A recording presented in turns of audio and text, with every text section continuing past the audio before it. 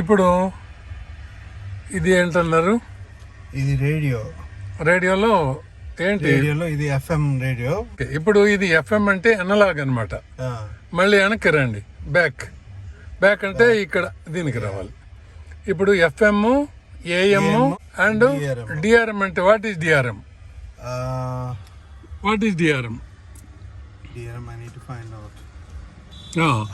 DRM అంటే digital radio మోండియాల్ అంటే world wide. Press చేయండి. ఇప్పుడు ఈ డిఆర్ఎం అన్నది మనకి ఆల్ ఇండియా ఆకాశవాణి. ఇప్పుడు ఆల్ ఇండియా రేడియో ఇంత ముందు ఉండేది, ఇప్పుడు ఆకాశవాణి. ఇది మొత్తం 34 స్టేషన్లు ఇప్పుడు మనకి టెస్ట్ ట్రాన్స్మిషన్ ఇస్తున్నాయి. ఈ ఇప్పుడు వైజాగ్ టెస్ట్ ట్రాన్స్మిషన్ స్టార్ట్ అయింది డాక్టర్ గారు. 918 కిలోహెర్ట్జ్, 918. అలాగే చెన్నై 711, 783 అని రెండు స్టేషన్లు అవి.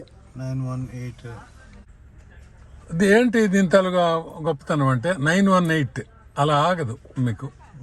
అలాగా అది ఆటో స్కానింగ్ అనమాట. అది వచ్చిన తర్వాత లాంగ్ ప్రెస్ మీరు చేస్తే సేవ్ అవుతుంది. ఇప్పుడు రాదు, 5 తర్వాత.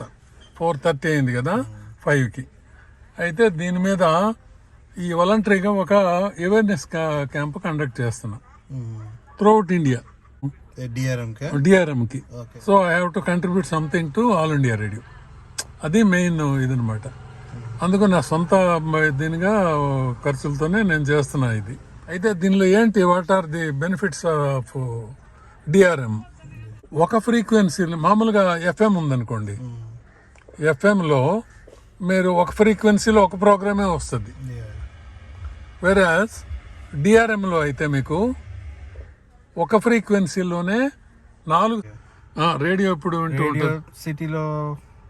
సిటీలోకి వెళ్ళినప్పుడు యూజువల్గా వింటుంటాను, దేనికంటే అక్కడే